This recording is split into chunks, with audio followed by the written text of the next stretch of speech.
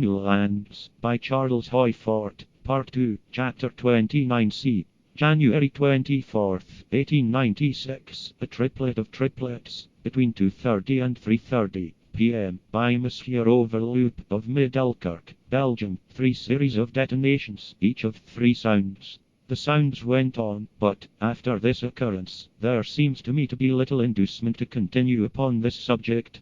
This is indication that from somewhere there has been signaling, from extramundane vessels to one another, or from some unknown region to this earth, as nearly final as we can hope to find. There are persons who will see nothing but a susceptibility to the mysticism of numbers in the feeling that there is significance in threes of threes.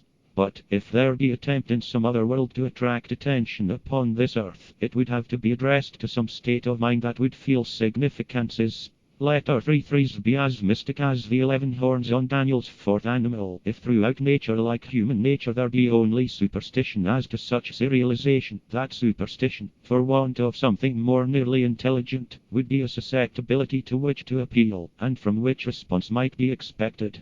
I think that a sense of mystic significance in the number 3 may be universal, because upon this earth it is general, appearing in theologies, in the balanced composition of all the arts, in logical demonstrations, and in the indefinite feelings that are supposed to be superstitious. The sounds went on, as if there were experiments, or attempts to communicate by means of other regularizations and repetitions.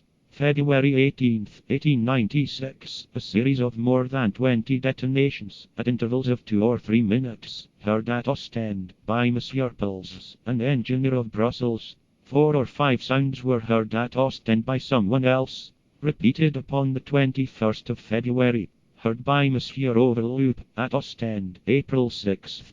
Detonations at 11:57:30 a.m. and at 12:32 p.m. heard the next day by Monsieur Overloop at Blankenberg at 2:35 and 2:51 p.m. The last occurrence recorded by Monsieur Van den Broek was upon the English Channel, May 23rd, 1896.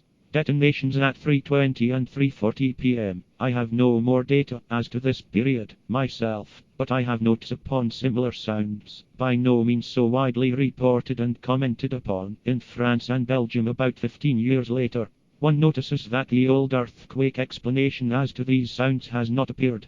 But there were other phenomena in England in this period, and to considerable degree they were conventionally explained. They were not of the type of the Belgian phenomena, and, because manifestations were seen and felt, as well as heard, they were explained in terms of meteors and earthquakes. But in this double explanation, we meet a divided opposition, and no longer are we held back by the uncompromising attempt by exclusionist science to attribute all disturbances of this earth's surface to subterranean origin. The admission by Simmons and Fordham that we have recorded, as to occurrences of 1887 to 89, has survived.